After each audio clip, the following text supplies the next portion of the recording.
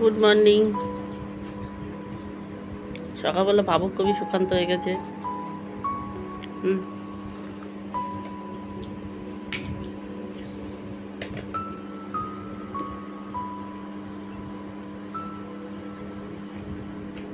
पुष्पा पुष्पा राज साला झुकेगा नहीं। ভূতের ড্রেস। নমস্কার বন্ধুরা, গুড মর্নিং।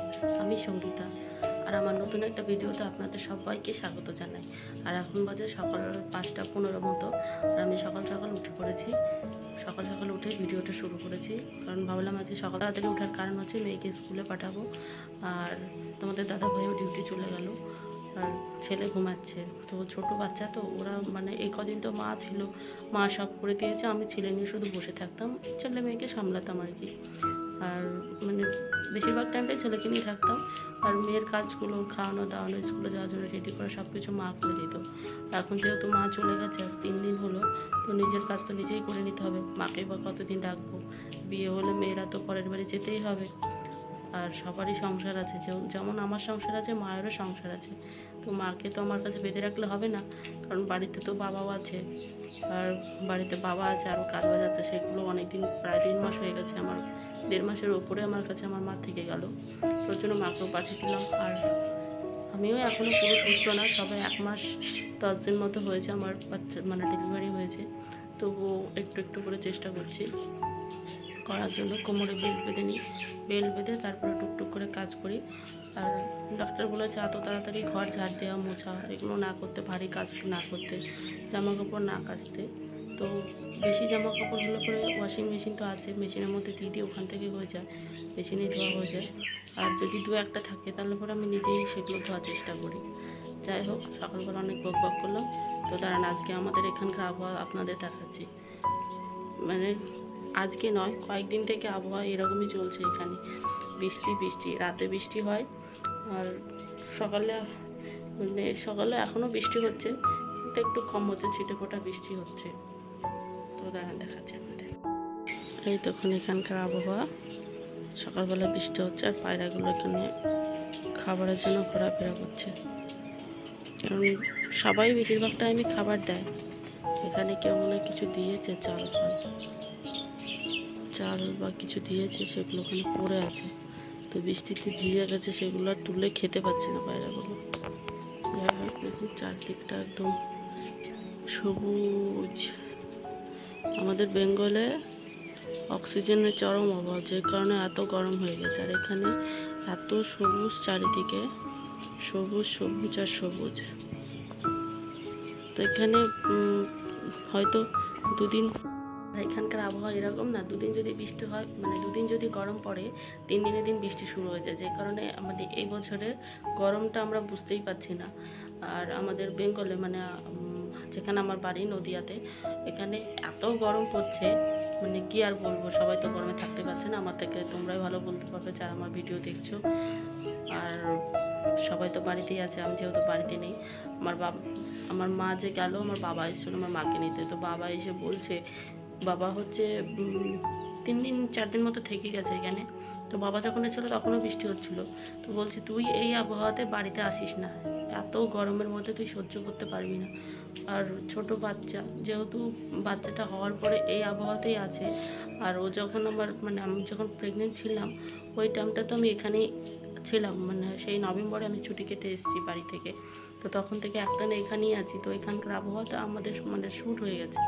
আর হঠাৎ করে এই এই মানে এই ঠান্ডা আবহাওয়া থেকে গিয়ে যখন গরমের মধ্যে যাবো না, তখন বাচ্চার শরীর খারাপ হয়ে যাবে। বাবা সেই ভয়টাই পাচ্ছে, কিন্তু কী আর করবো বলুন, সেই কবে এসেছি, 8-9 মাস হয়ে গেছে, 9 মাস মানে হতে চললো। বাড়ির জন্য এত মন ছুটে গেছে। মা ছিল, বাবা এসেছিল, তার 2 মাস আগে শ্বশুর শাশুড়ি এসেছিলো, তবুও মানে বাড়ি হয়, যে যাই আসুক না কেন, এইগুলো যদি বাড়িতে গিয়ে ওদের পাই, তখন মনটা আরও বেশি ভালো হবে। এখানে এসেছিল, কিন্তু তবুও মনটা ভরছে না, মনে হচ্ছে কবে বাড়ি যাব, খুব তাড়াতাড়ি হয়তো বাড়ি যাব, দেখা যাক। তো বাবা বারবার মানা করছে, আসিস না এই আবহাওয়াতে, তুই ছেলেকে নিয়ে পারবি না। তো দেখা যাক কী করি, সঙ্গে থাকুন। আর আমি হচ্ছে এখন রুটিটা করে নেবো, রুটি আর আলু ভাজাটা করে নেবো, কারণ ছেলে একবার মাঝখানে ব্রেক নিয়েছে, ঠান্ডা করে উঠে পড়েছিল, ওকে থামি রেখে আসলাম। আর যদি এখন না করি রুটিটাও করতে পারবো না, আলু ভাজাও করতে পারবো না, ও থেকেই যাবে আর আমাকে না খেয়ে থাকতেই হবে। এদিকে আবার যে ও যে বাথরুম মানে শুশু করে সেগুলো কাপড়গুলো রয়েছে সেগুলো একটু ধুয়ে দিতে হবে সকাল সকালে, পরে পারবো না। মানে ও ঘুমাবে, ওই ঘুমানোর সুযোগে 10 মিনিট 5 মিনিট যা ফাঁকা পাবো ওই ফাঁকায় আমি করে নেবো। আর 8টার সময় মেয়ের বাস আসবে, 8টার সময় বাস আসবে, তো ওকে ঘরের সামনে থেকে তুলতে হবে। যেহেতু আমি ঘরে একা, তো অত ছোট বাচ্চা নিয়ে তো আমি বৃষ্টির মধ্যে বাইরে যেতে পারবো না। আর আমাদের তো অত ছোট বাচ্চা ঘর থেকে বেরও করে না, বাড়ি হলে একরকম, যেহেতু এখানে বাইরে আছি, বাইরে তো আর কেউ নেই। তো মা ছিল, মা দেখতো, আমি ছেড়ে আসতাম, মেয়েকে এভাবে করতাম। তো এখন একাই করতে হবে, ওর জন্য ওকে ঘরের সামনে থেকে বাসে তুলবো, নাহলে পরে সে আবার অনেকটা যেতে হবে। তো এই সঙ্গে থাকুন, ঠিক আছে।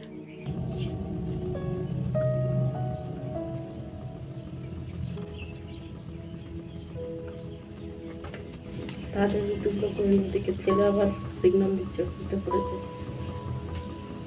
তো না এখন না করে দিলে আর হবে না, উঠে পড়েছে মানে এখন ওকে আবার তুলতে হবে, খাওয়াতে হবে, পেট করোনায় শোয়াতে হবে, তারপরে কি আমি আবার আসতে পারবো, ততক্ষণ মেয়ে টাইম হয়ে যাবে। তো আপনারা সঙ্গে থাকুন, আমি রুটি দিলাম।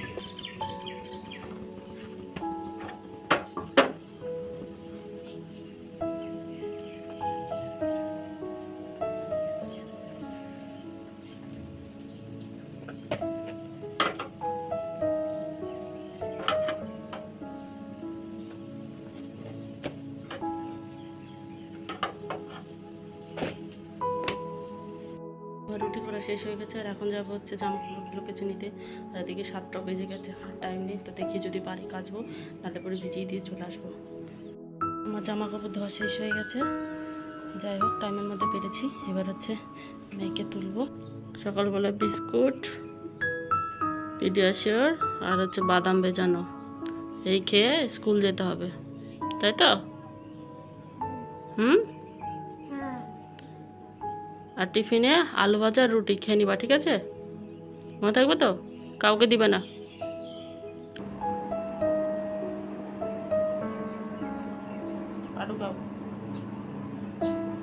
স্কুলে গিয়ে বেল্ট আর বোতল নিয়ে আসবা, প্রতিদিন স্কুল যাবে, বেল্ট আর বোতল লেখা আসবে। পেন্সিল যেন আজকে রেখে আসা হয় না, পা ঢোকাও, পা তোলো।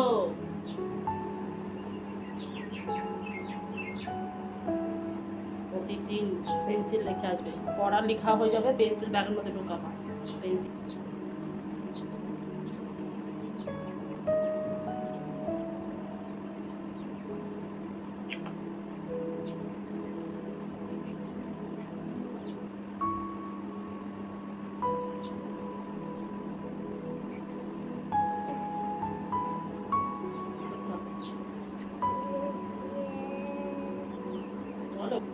স্কুলে গিয়ে পড়া করতে হবে, ঠিক আছে?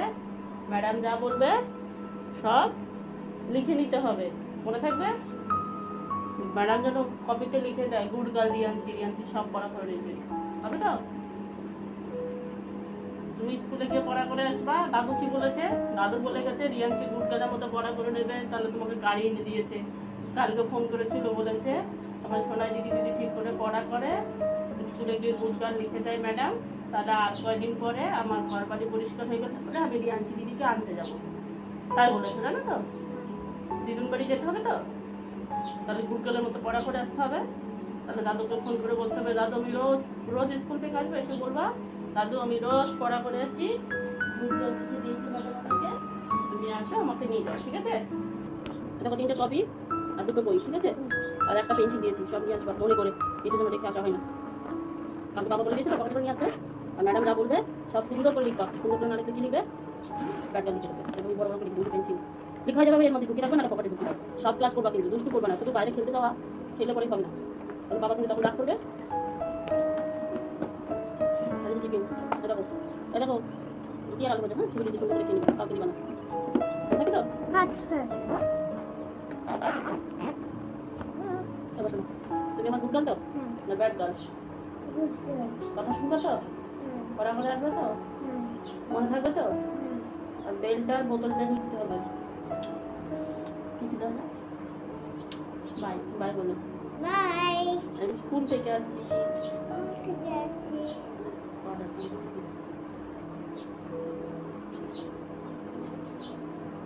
হলো আমার সকালের ভগল।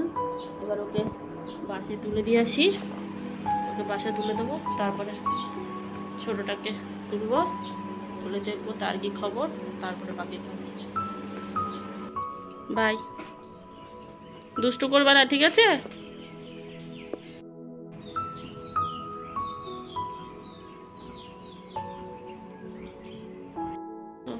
মেয়েকে তুলে দিয়ে আসলাম বাসে, ও চলে গেছে। এখান থেকে ঘরের সামনে থেকে তুলে দিলাম, আর একটুখানি এগিয়ে গিয়ে একটুখানি দাঁড়াবে, সেখানে মনে হয় 10-15 মিনিট দাঁড়াবে, দিয়ে 8টা 20 নাগাদ এখান থেকে বাস ছেড়ে যাবে, আর ওর 8:30টার সময় স্কুল শুরু হবে। আর ওর আস্তে আস্তে ছুটি হবে 12টা 20 নাগাদ মনে হয় ছুটি হবে, ঘরে আসবে 12:30 নাগাদ। তো সকালবেলা এত এই পর্যন্তই হচ্ছে ভাগাভাগি। এবার ছেলে ঘুমাচ্ছে, ওকে তুলবো, আর নিজে ব্রেকফাস্ট করব, জামা কাপড়গুলো ধুয়ে রেখেছি সেগুলো মেলবো। তো এই ভিডিওটা এ পর্যন্তই থাকবে। যদি আমাদের ভিডিওগুলো আপনাদের ভালো লাগে তাহলে পরে লাইক করবেন, চ্যানেলটা সাবস্ক্রাইব করবেন। তখনের জন্য বাই বাই।